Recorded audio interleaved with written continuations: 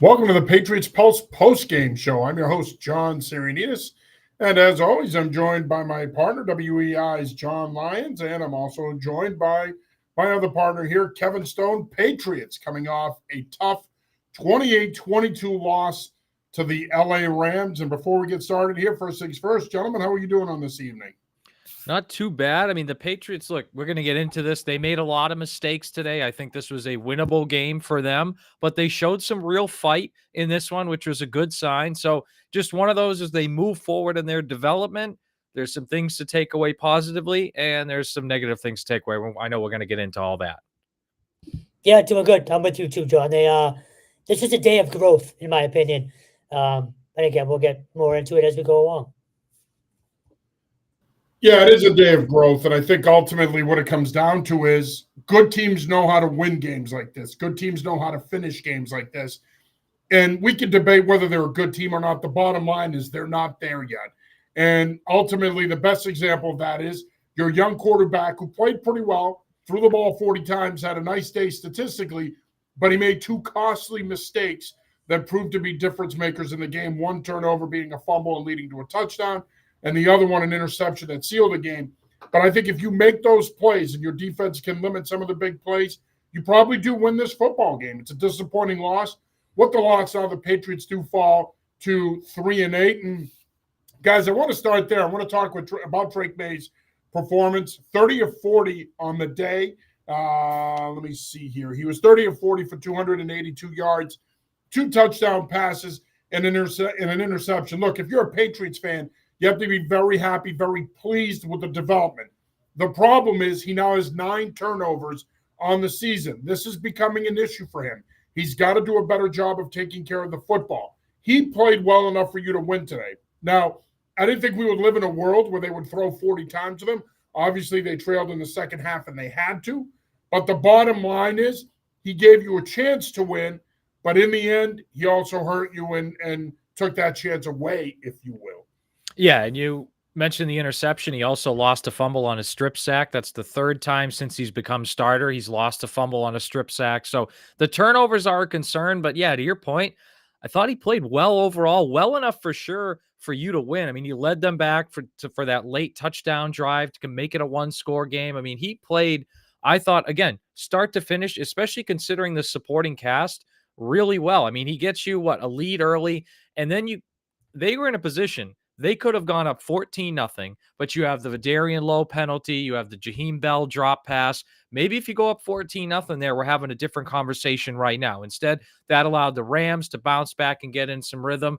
But even those things, like Jaheim Bell should have caught that ball and Vidarian Lowe committed a penalty. Like, that wasn't on Drake May. So I thought May threw the ball really well today. Honestly, the interception, I thought there might have been some confusion between him and Douglas. There was really only one throw he made that I didn't like, and that was the one in the front of the end zone to Hunter Henry that was almost picked off. The defender dropped it. Other than that, there weren't really any decisions that I thought, oh, wow, that's a problem. Or, oh, I thought his decisions were good. He was really accurate. He showed an ability to put the ball where it needed to be. I mean, there were multiple drops in this game. I know I mentioned the Bell one. Booty had a drop early on as well. So I thought he played not perfect, but to your point, John, he played well enough for you to win today. Yeah, look, he's a rookie, and I think the biggest thing is you got this right. I think it's pretty clear now, whatever, 4 games in, 5 games in, whatever he's into his starting career, you got this right. He's not just that third guy in that draft class. He's in that conversation with the other two. So that's a positive. I look at third down. I thought he was really good on third down today. He moves around really well, buys himself time, and he had a couple of darts over the middle. They were 6 of 14 on third down. It's, obviously a little less than 50%, but I think if you're looking for, positive, I guess, markers to point out for a young kid, third down conversions are huge. So I think that's another positive for him. But again, the biggest takeaway for me is you got this right. He continues to grow. I don't think he's regressing. Yes, the turnovers are an issue, but that's going to get fixed. Like, I don't think this is I don't look at him and say, what's going to happen the next 2 or 3 years. I think he's going to gradually get better. And again, he's not regressing. So, again, you lose the game. you want to win everything you can, but nothing but progress for him, at least in my opinion, right now. Yeah, I agree with that. I think if you're the Patriots, I think that look, you're 3-8, and we're not going to sit here and keep rehashing the fact that most people felt this was a season that they were going to punt on, in essence. But I think if you're happy about one thing today, it is his development. Now, as far as the turnovers are concerned, from a coaching standpoint, he's got to get better in that area. Now, that wasn't miscommunication. He admitted as much at the end of the game. So did Pop when he met with the media. But the fumble to me is the bigger issue here. You've got to take care of the football, especially in the pocket, especially in that part of the field, in that situation. You cannot turn the ball over there. As I mentioned earlier, it led to a Nakua touchdown, which put them up 14-10. But yeah, other than that, you have to be very happy with a lot of what you saw from him today. And I think right now, when you look at him, Jaden Daniels, Caleb Williams, you can make an argument he's been the best rookie quarterback of the three. Daniels got off to a really good start. He's tailed off here the last 3 weeks, but Drake May is playing at a high level. The key here is to continue to surround him and put the pieces around him and to try to balance things up with the running game, which was okay today. 125 yards rushing. They had 144 last week. Ramondre Stevenson, 20 carries for 73 yards. He had a couple of big runs, but the running game once again continues to just kind of sort of be there. It's not making the impact that you need it to make for this football team to make meaningful progress offensively. You need more balance out of that running game. It hasn't really been there. It's been better the last couple of weeks, but for this team to win football games and close games out, that running game needs to be a hell of a lot better than it's really even been the last 2 weeks, let alone this entire season.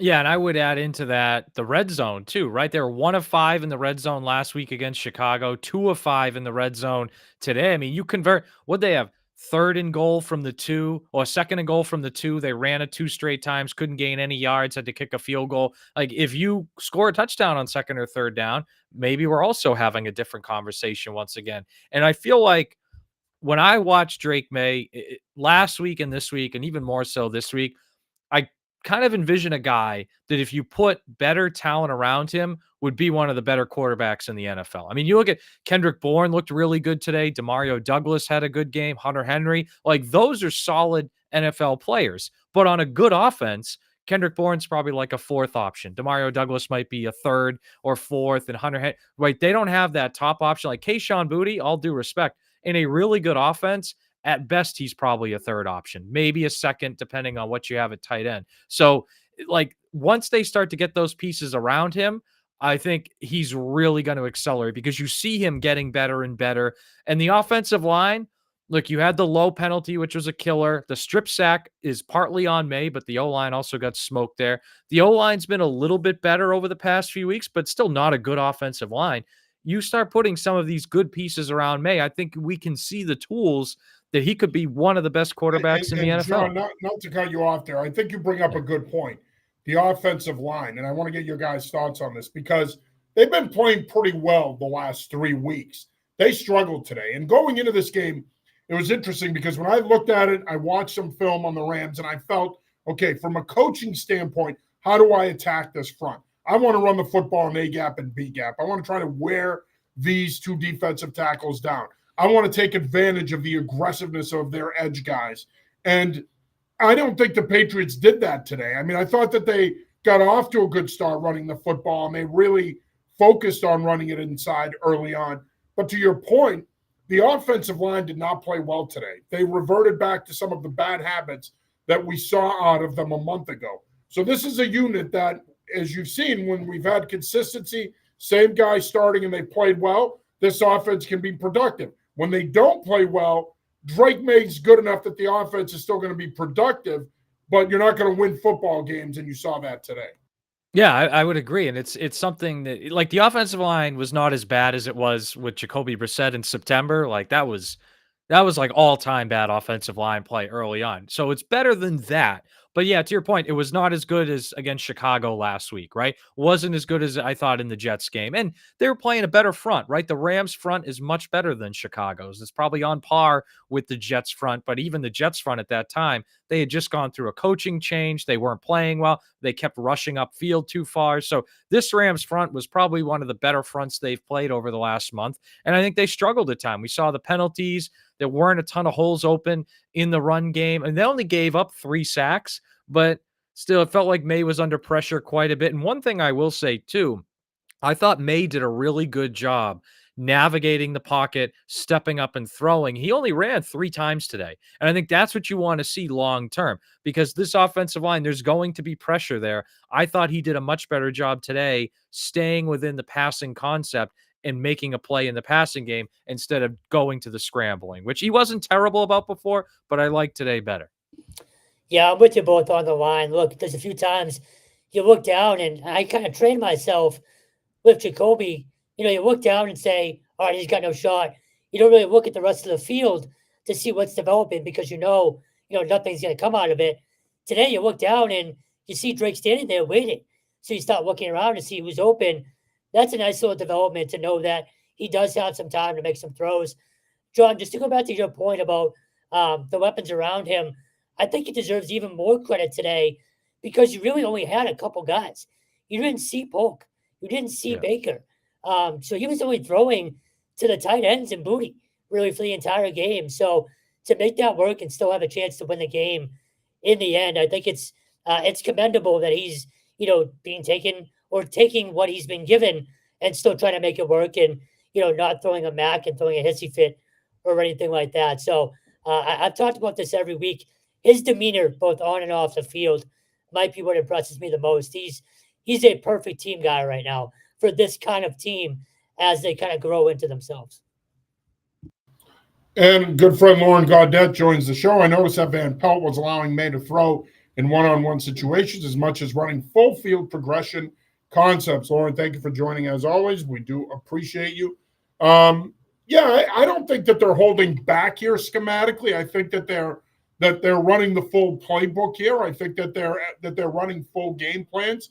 I don't think that they're spoon feeding him. I mean, he plays a lot at the line of scrimmage, so obviously he's got free reign when it comes to audibling and getting out of stuff he doesn't like. I think the bottom line is, and this kind of lends itself to Kevin's point about who he was throwing to, I just don't think he has a lot around him. And we haven't, obviously Polk and Baker are not there yet. They're not going to be guys this season, at least, unless they come along at the end of the season. They're not going to be guys that are going to contribute enough to make an impact. It's going to be Pop Douglas, who got off to a hot start but then tailed off. It's going to be Booty. It's going to be the tight ends. It's going to be the backs out of the backfield. Polk's got the 2 touchdown receptions, but had a huge penalty there, which that makes my blood boil. And I tweeted about this earlier, or X, or whatever the hell you call it nowadays. But I said this on X about it. It's driving me nuts. And John, you and I have talked about this before. I'm sick and damn tired of these NFL coaches continuing to try to insert receivers into blocking schemes in short yardage situations. Cut the crap. It doesn't work. It's dumb. That dude is thin as a rail. Why the hell are you asking him to do that in that situation? That's just bad freaking coaching. And I'm so done with it. It's so stupid to me. Use common sense. And then he gets a penalty, and that proves to be a drive killer. So it's just, it's stupid things like that, which I do want to get into Mayo and the coaching because it was shoddy at times today. And I don't think he did a good job after the game explaining himself in their thought process. But to get back to Kevin's earlier point, Drake May is making this team better. He's making the guys around him better, which when you have a quarterback that can do that, that's a franchise quarterback. Those other pieces around him, though, they need to step up. Yeah, I mean, I agree completely. And it's funny, your point about Polk. I mean, you and I have been talking about that since August, right? Like, why are you lining this guy up as a wing player and trying to either use him as a pass chip blocker or in the run game? Like, it just doesn't add up. And that was a thing, too, like about Alex Van Pelt today. It was a very Jekyll and Hyde type game from my view on Alex Van Pelt, because I thought early on They were mixing up formations. They were mixing up personnel groups. They were using motion. They were getting guys open. Like that touchdown play to Kendrick Bourne. They had Stevenson flare out to the side. It drew a linebacker, which opened a window for the throw to Bourne. Like that was a really nice play design. But then I felt like, and this is something I feel like we've talked about 8 times already on this show over the season, wasn't enough adjustments along the way once you got into the flow of the game. Long dry periods for the Patriots offense. And that goal line situation, like John, you hit the nail on the head with the Polk situation on that 3rd and short there, and then he has the penalty. But even that situation I mentioned earlier, when they were 2nd and goal from the 2, you call back-to-back run plays, and I'll have to go back and check, but at least one of them, I think Kayshon Boutte was like in a 3-point stance or something. Like it just didn't make sense to me what they're doing there. Then they can't gain the 2 yards. They have to kick the field goal. So there was just, again, and even the last drive. So before May threw the interception, he got sacked. I think it was coming right out of the 2-minute warning. He got sacked, or right before. And it was like they ran a play that had all deep action on it. There were no underneath routes. And I'm like, you're in 2-minute drill, and there was no check down there, or at least none of it. Like, it just, again, very Jekyll and Hyde game from my view of Van Pelt, because early I thought they were on it, and they were really good throughout most of that first half. And then it really just, outside of that Vidarian Lowe touchdown catch, which was awesome. I know it looked like a young John Serenides out there, but it other than that, not a lot of creativity or stuff to keep the Rams off balance. He did look like a young me in that situation. Yeah. But one thing I will have to say, and I said this to people after the game in the elevator, and it drives me up a wall. And I'm going to bitch about coaching again. But so in the NFL, they have to announce that an offensive lineman is eligible. So they announced Lowe as being eligible. So at that point, the Patriots are in a 6-man offensive line, okay, not counting the tight end. So they have 6 offensive linemen and a tight end.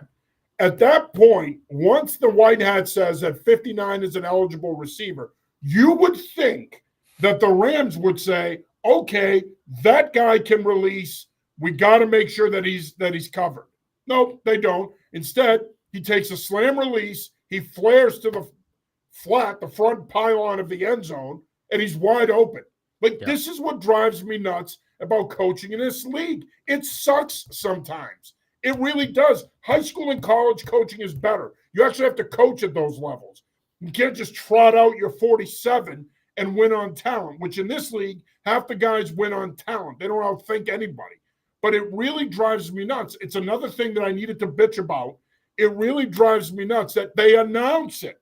Like in high school, at King Philip, where I coach, we use 6 offensive linemen all the time, and it's not a secret. We don't care that if anybody from Marshfield is watching this, they know that. They're going to see it Friday night, okay? We're not – everybody and their mother knows what we do.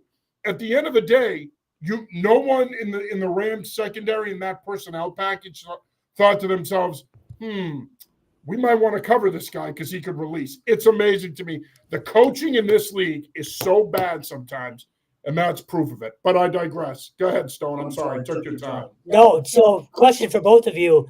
You know, we saw the creativity last week with the Polk touchdown down by the goal line.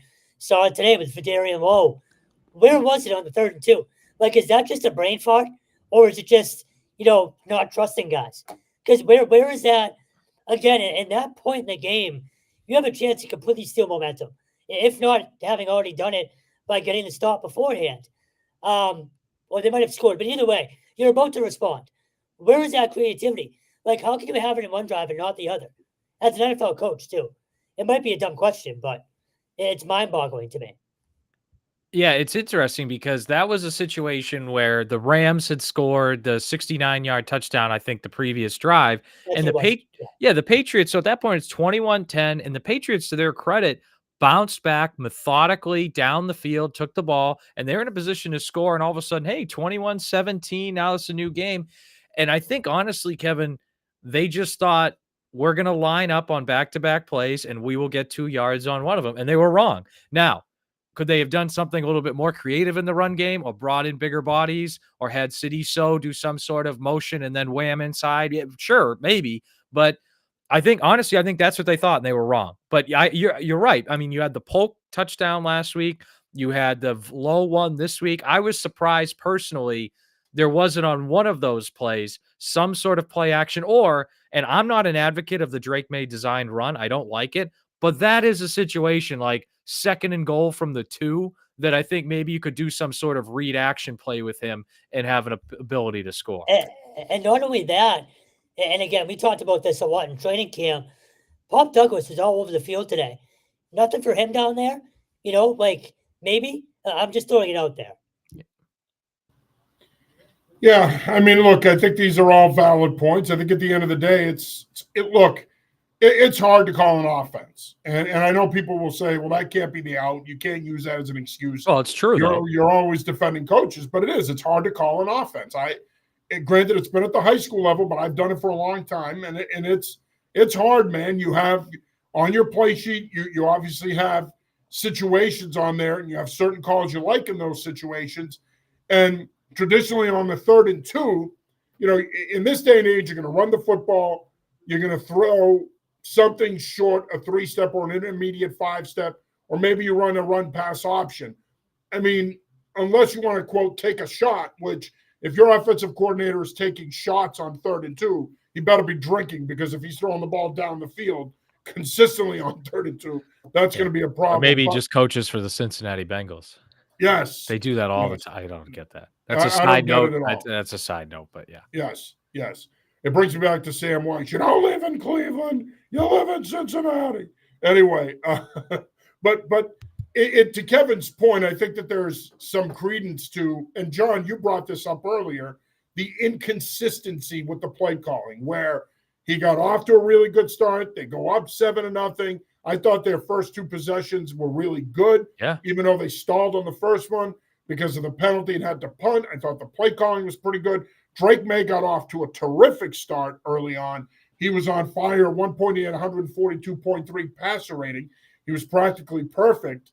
But then as the game went on, and it is the ultimate game of adjustments, more so than any other sport, let's be honest. In all these other sports, I mean, in baseball, what are you thinking about? A hitter-pitcher matchup? There's not a lot of adjusting that goes on in these other sports. In football, it is the ultimate adjustment sport, and the Rams did a better job of adjusting than the Patriots did, and you saw it with the way that they operated offensively. Basically, the Patriots decided today, for whatever reason, and I want to get into this as well, that they weren't going to match up Christian Gonzalez in the secondary, that they were going to basically play more match zone, they were going to play them more straight across, and they were going to try to force them to dink and dunk them, that they weren't going to give them big plays. Well, the problem is, if you're going to do that to Sean McVay and Matthew Stafford with Puka Nacua and Cooper Kupp at their disposal, they're going to pick you apart, and they picked this defense apart today. I thought it was an abysmal performance by this defense, coming off a dominant performance against Chicago last week, a Chicago team that played much better today in the 20-19 loss to my beloved Packers. But I think at the end of the day, and Mayo was asked about this after the game, why didn't Christian Gonzalez travel and match up on one of those guys? He didn't really answer the question. He kind of mumbled through it, saying something about that was the plan and that's what we're doing. But a lot of members of the media were perplexed by that. I could hear the chatter in the press box, in the locker room. It was mind-boggling to me too, John. I didn't understand it because Nacua and Kupp are 2 of the best receivers in the league. You got to try to take one of them away. To me, I would have matched up Gonzalez as much as I can on Nacua. I didn't understand the plan there. Yeah, and you have 3 guys in Gonzalez and the 2 Joneses that are really athletic, man coverage capable corners. And I know Jonathan Jones, and I tweeted about this during the game, my favorite player on the team. I think he slipped athletically a little bit, but he's still a really good athlete. And Gonzalez, we know how good he is. And Marcus Jones, why would you not want to match them up, man cover? And the one time you did it, you went cover 0 and they threw a 69-yard touchdown pass because John Jones got beat. Like, other than that, you're playing zone. I didn't like the defensive plan in this game. I didn't like the execution. Patriots got almost no pressure on Matt Stafford in this game. And my biggest issue, though, was the chunk plays early in drives. I went back and looked, guys. The Rams had 10 drives today, including the final kneel down, 10 drives. They had a play for 10 or more yards on the first or second play of a drive, 7 out of the 10 drives. I mean, you're not going to, and by the way, out of those 7 plays, 2 of them were touchdown passes, the 69-yarder and then the 12-yard touchdown pass after the strip sack of Drake May. So when you're starting out 7 out of 10 drives, giving up a play for 10 or more yards, I mean, you're not going to stop really anybody, especially an offense that is Stafford, Nakua, Cooper Kupp. And this was something coming into the game. And I'm curious what you guys thought. I thought the most underrated part of this game was it was by far the best coaching staff the Patriots are going against this year. I mean, Sean McVay and that group, Super Bowl champion staff, great, one of the most respected coaches in the league. They really hadn't faced any, maybe if you want to include Kyle Shanahan, but he hasn't won a Super Bowl, but they hadn't really faced a coaching staff like this all year. And it felt like the Rams, especially when the Rams are on offense, largely were a step ahead of them. So Mayo was oddly defiant, to John's point earlier. So I'd like to think tomorrow when he meets the media in the morning, there's maybe more of an explanation there. But on the flip side, as much as we're killing them, and rightfully so, they held LA to 2 of 8 on third down, which means you got off the field, which is something they've struggled with all year long. So on the bright side, again, and you had a chance because of a stop to go win the game late. So while, yes, they deserve to get killed for that, they still gave up 402 yards of offense. Again, you got off the field a lot more than you have been today. So ultimately, I'm hoping they can build off of that. Yeah, I think ultimately what it comes down to is that it was perplexing to me as well. But what it comes down to is you didn't get enough pressure on Matthew Stafford. No, and in a game like this, if you're going to play matchup zone on the back end and you're going to give them spots to run into, you better get pressure on him. And I said that in my game plan earlier this morning, where I felt that if they were going to have any shot of winning this game, they needed to find a way to bring 5 or more on a consistent basis. You needed to get pressure on him. You needed to be active with your front like you were last week. They needed to do a lot more with TE stunts. They needed to bring more daggers off the edge. They didn't do those things enough.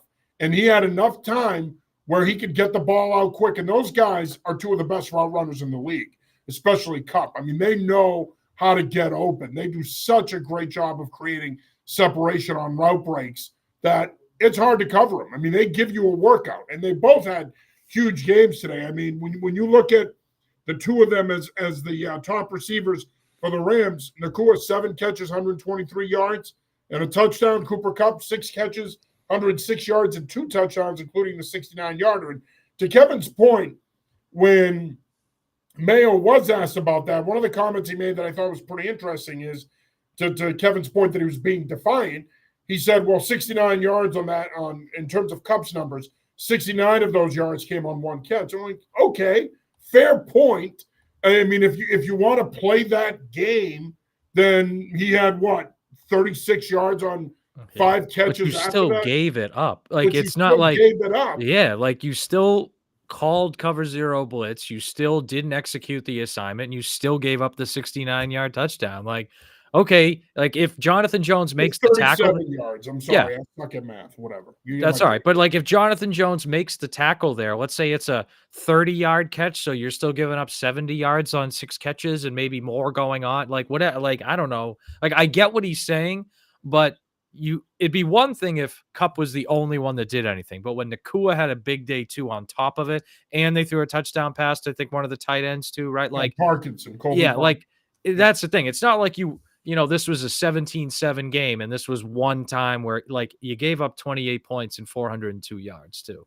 Yeah. Yeah, no, I agree. It's to take a swing there, but it was disappointing, and I think to me, moving forward, Christian Gonzalez has had a Pro Bowl caliber year. Yeah, he's one of the best corners in the league. He is your best defensive player. Use him accordingly, okay? And I think that's important here. I mean, again, you have a plan going into it. I'm assuming they looked at this and said, look, with the amount that they compress formations, with Nakua, with Kupp, we can't play a lot of man because if they see us in that, they'll compress and they'll pick us apart and they're going to get those guys open. And that's a very real thing. And it's something you have to consider if you're them. But I think ultimately, the way I look at it is you can't also give them the kind of space they gave them because you got burned. Real quick, I want to get your guys' thoughts on the return of Christian Barmore. He was really emotional after the game, meeting with the media. He talked about the fact that he was dealing with shortness of breath. It sounded like it impacted him in terms of his mental health. he was having some issues with mental health. He thanked his teammates, his coaches, a gentleman by the name of Bobby, I'm assuming it's a guy. But he thanked a lot of people. But you can tell in listening to him talk, and he's a hard guy to read because when we've dealt with him in camp or after games, he's kind of a big personality. He's jovial. He's kind of a, for lack of a better term, a bee buster. But he had a much different tone today, much different personality. I thought he was really emotional. Yeah, well, first of all, happy to have him back just for his health. And second of all, happy to have him back because he arguably the best player on the team. And I'm glad that he's able to come back now and maybe give himself 7 games to work back in to football shape, get used to playing in games so that way next year maybe he can have a full healthy season and have a Pro Bowl, all pro caliber season, which I think he's capable of. So great to see him back for health reasons, but also just football reasons. I mean, he's one of the best players on the team. So it's nice to see him back for that reason as well. Yeah, I mean, great story, obviously, him coming back. But Devon Gottschall talked about it earlier in the week. Just to have another body to rotate in is huge for that defensive line. So, obviously, again, they gave up 400 yards, and there wasn't much of a pass rush today. So, kind of, defeats the purpose of that point. But to have him, back in the fold going forward, it's just going to help those guys out to stay fresh. But not only that, and just in terms of an emotional lift for the locker room, like when guys were talking about him, their eyes light up. Every single person who talks about him or is asked about him throughout this past week and even post game, big smile, eyes light up. So he's a favorite in that locker room. So he had been around for a while during the week. Obviously, we can't really talk about it, but you had a sense it was coming. But again, with that type of medical issue, as Mayo said this week, there are no expectations. So the fact he was even out there today is a huge win for them. But just in terms of an emotional boost, I think it's huge for a losing locker room as well. Yeah, you get one of your best players back, if not when healthy, your best player. I mean, him and Christian Gonzalez, probably Drake May right now are your 3 best players. I mean, he's certainly in that conversation. So he'll get better as it goes along here, and he'll get more snaps. I don't have an exact number of how many snaps he played today, but I'm assuming he probably played 20, 25. Coming in, that's what I thought he would play. But Mayo said this after the game. He didn't really make an impact. But again, I wasn't expecting him to make much of an impact. If you really think about it, he hasn't played in pads since January. So it's been 11 months since he's played in a regular season NFL game. It's been a long time. So it's going to take him some time to get his legs under him and get back into the swing of things. But to both of your points, it's certainly nice to have him back. And he's, as time goes on here, going to be a big addition to this Patriots defense. You hope he can stay healthy and return to the form we saw last year where he was a top 5 interior defensive lineman in the game. He was dominant despite the team going 4-13. He finished with 8.5 sacks. You'd like to see him return to that form. All right, gentlemen, Patriots are going to be on the road again next week. They're going to go to their favorite House of Horrors. It's a little late for Halloween, but they're going to be playing the Miami Dolphins, who spoiled Stone's parlay today by beating the Las Vegas Raiders. That game is next week, but we want to put a bow on this one. So final thoughts on today. Yeah, final thoughts were just, when we look back at this season and the Patriots' development, this is going to be another one of those games I think we look back on where if they just didn't make some key mistakes, like we haven't even mentioned yet, they had a PAT blocked in this game, which was a huge play. Like if they just didn't make huge mistakes, they might have won. And it's the same thing, right? We said in the Seattle game, we've said in other games, the Miami game as the season is worn on, the Tennessee game. So I think, that old adage, you got to learn how not to lose before you can win. It feels like they still haven't learned yet how not to lose. It's something they got to keep working on. Yeah, John, to your point, Mayo said after the game, you either win or you learn. So ultimately, you hope they learn from this. Again, we didn't even talk about special teams. Huge letdown today, I thought, from one of your better units throughout the season so far. So that's a little worrisome. Hopefully they bounce back. But again, for me, this feels a lot different than last year. Like this team is not going to circle the drain. They might not win many more games, but they're going to be in more games, I think, than they were last year. You're going to get better effort. And again, Drake May obviously changes a lot, makes this team more entertaining. But if nothing else, you learned more about him and this team today. Again, no moral victories, but for a team that's 3-8, you'll take what you saw today. Yeah, it'll be interesting if they do win more games than last year. I still think they can. I mean, remember Yeah, they won 4-13 last year, and they won 2 of those 4 games the last 3 weeks of the season. So they certainly can win more than 4 games. They only need to win 1 more to match it. You got the Colts coming in here in a couple weeks. Despite them beating the Jets today, it's still being in playoff contention. I think that is a winnable game. I feel a lot more about that game like I did this one. I thought today was a winnable game. Next week will be winnable too, despite their struggles through the years in Miami. Miami is starting to play better. Tua's starting to get back into form, and all of a sudden now they've won 2 in a row, and they're starting to get hot. So it's not going to be easy to go down there and win for sure next week. But the schedule does set up for them, and they have to bye after the Indianapolis game. The schedule does set up for them down the stretch. You got to play Buffalo twice. Arizona's better than we thought, but they're going to have an opportunity to be competitive and at least win a couple more games. I still think 5-12, at best 6-11 is the ceiling for this team, but I'm still going to stick to 5-12. I felt all along that's what they are, and that's what I think they're going to finish. I think they're going to win a couple more here, but today is proof why they can't win more of them, in my opinion, because I just don't think they're there yet in terms of finishing games. Well, that'll do it for this episode of the Patriots Pulse postgame show. For my partners, John Lyons and Kevin Stone, I'm John Sirenitas. We will be back with you next week after the Patriots-Dolphins game. Until then, be safe, and we'll talk to you soon. Peace. See ya.